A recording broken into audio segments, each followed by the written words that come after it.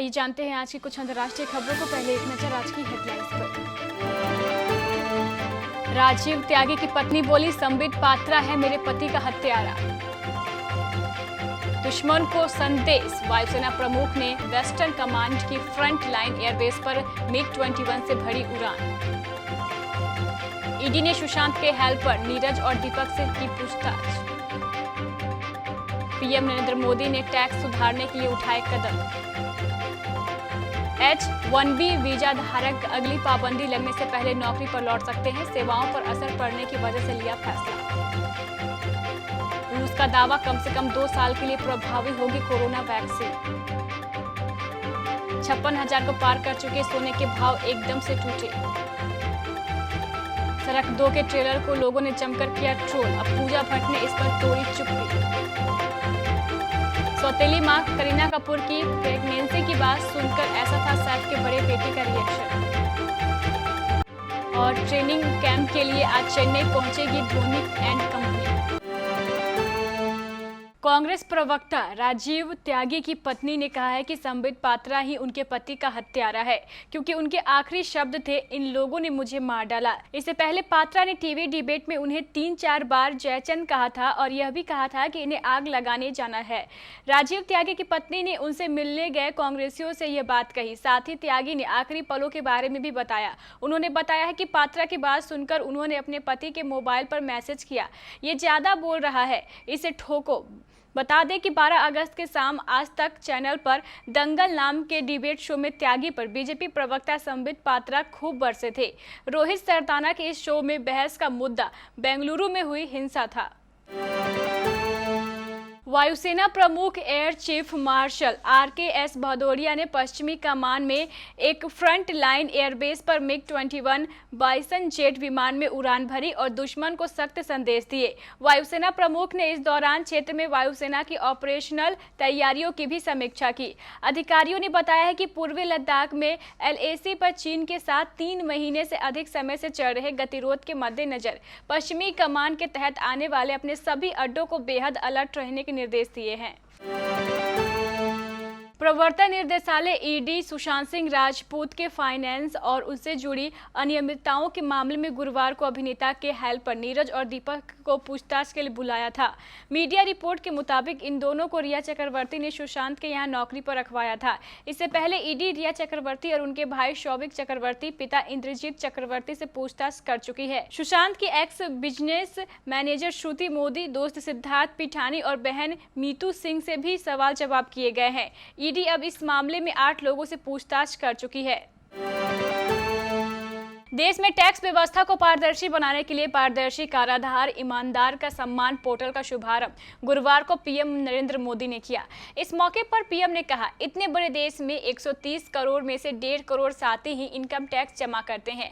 मैं आज देशवासियों से भी आग्रह करूंगा जो टैक्स देने में सक्षम है लेकिन अभी वो टैक्स नेट में नहीं है, वो स्वप्रेरणा से अपनी आत्मा से पूछे, आगे आए और सभी 2-3 दिन के बाद 15 अगस्त तक आज़ादी के लिए मर मिटने वालों को जरा याद कीजिए। आपको लगेगा हाँ, मुझे भी कुछ न कुछ देना ही चाहिए। अमेरिकी राष्ट्रपति डोनाल्ड ट्रंप ने H-1B वीजा पर लगाई गई रोक में कुछ रियायत दे दी है। अब इस वीजा के तहत लोग अगला प्रतिबंध लगने से पहले अपनी पुरानी नौकरी या पुरानी कंपनी में लौट सकते हैं। संबंधित व्यक्तियों के बच्चों, पति या पत्नी को भी प्राइमरी वीजा के साथ अमेरिका में आने की इजाजत होगी। कोरोना महामारी के बढ़ते प्रकोप के बीच दुनिया भर में वैक्सीन की खोज का काम तेजी से चल रहा था, लेकिन रूस ने बाजी मार लेने का दावा किया है और इस वायरस के खिलाफ लड़ाई के लिए वैक्सीन बनाने वाली दुनिया का पहला देश बन गया है। वैक्सीन को बनाने वाली रूसी कंपनी ने कहा है कि यह वैक्सीन कम से कम 2 साल के लिए वायरस को बचाव करेगी। रूसी हेल्थ केयर मंत्रालय के गामाले national research centre for epidemiology and microbiology के निदेशक अल्फेंजेंडर गिट्सबर्ग ने दावा किया है कि कोरोना वायरस के खिलाफ रूसी वैक्सीन के सुरक्षात्मक गुण कम से कम 2 साल तक बरकरार रहेंगे। पिछले कुछ महीने से सोने की कीमत लगातार बढ़ रही थी, लेकिन फिर अचानक से गिरने लगी। सोने में लगातार 2 दिन गिरावट देखने को मिली है। इन 2 दिनों में सोना 4,500 रुपये सस्ता हुआ है। भारत में सोना 56,000 को पार कर गया था। बुधवार यानी 12 अगस्त को सोने का कारोबार 52,200 रुपये प्रति 10 ग्राम पर बंद हुआ। पिछले साल अगस्त में सोना 39,000 के आसपास था, जो इस साल 56,000 के पार हो गया था। आलिया भट्ट, संजय दत्त और आदित्य रॉय कपूर की अपकमिंग फिल्म सड़क 2 इस वक्त काफ़ी चर्चाओं में है।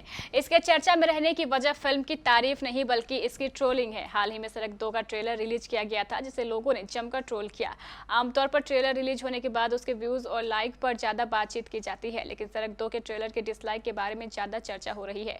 ट्रेलर को जितने लोगों ने लाइक नहीं किया है, उससे कई गुना ज़्यादा ट्रेलर को डिसलाइक किया गया है। ट्रेलर को 3,34,000 लोगों ने लाइक किया है, जबकि 6.1 मिलियन लोगों ने डिसलाइक किया है। संजय दत्त को छोड़कर फिल्म के स्टार कास्ट को जमकर ट्रोल किया जा रहा है, लेकिन अभिनेत्री पूजा भट्ट को इससे कोई फर्क नहीं पड़ता, बल्कि उन्हें तो इस बात की खुशी है कि ट्रेलर नंबर 1 पर ट्रेंड कर रहा है।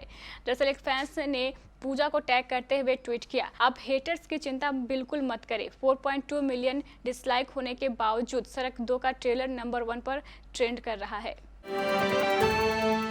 कोरोना काल में जहां बुरी खबरें सुनने को मिल रही है, वहीं कुछ अच्छी खबरें भी सामने आई है। हाल ही में करीना कपूर की प्रेगनेंसी की खबर ने सभी को खुश कर दिया है। सैफ और करीना ने खुद इस बात की पुष्टि करते हुए स्टेटमेंट जारी किया था। उन्होंने प्रेगनेंसी की खबर को कंफर्म करते हुए कहा था, परिवार में एक सदस्य जुड़ने वाला है, हम दूसरा बेबी एक्सेप्ट कर रहे हैं। आप सभी चाहने वालों को शुक्रिया, प्यार और सपोर्ट। इस खबर पर कई लोगों ने रिएक्ट किया, तो सैफ अली खान के बड़े बेटे इब्राहिम अली खान भी कॉमेंट करने में पीछे नहीं रहे। सुहा अली खान ने भाई भाभी सैफ करीना को दूसरी बार पेरेंट्स बनने की बधाई दी। इसके लिए सुहा ने एक मजेदार पोस्ट लिखा और भाई को एक नया नाम भी दिया। सैफ अली खान को टैग करते हुए सुहा ने उन्हें कॉक फादर बोला। वहीं करीना को टैग करते हुए सुहा ने लिखा, मैं इंतजार नहीं कर पा रही हूँ, बधाइयाँ करीना, तुम सेफ रहो और हेल्दी रहो। सुहा द्वारा भाई भाभी को बधाई देने को फोटो की उसी फोटो पर सैफ के बेटे इब्राहिम ने भी कॉमेंट किया। इब्राहिम ने कॉमेंट करते हुए लिखा, अब्बा। इंडियन प्रीमियम लीग आईपीएल के 13वें सीजन का आगाज 19 सितंबर से होना है। इस बार कोविड-19 महामारी के चलते आईपीएल यूनाइटेड अरब अमीरात में खेला जाना है। यूएई रवाना होने से पहले franchise team Chennai Super Kings के खिलाड़ी एक सप्ताह की ट्रेनिंग के लिए आज चेन्नई पहुंचेंगे। कप्तान महेंद्र सिंह धोनी का कोविड-19 टेस्ट का रिजल्ट आ चुका है और वो इसमें नेगेटिव पाए गए हैं। धोनी चार्टर्ड प्लेन से चेन्नई पहुंच रहे हैं।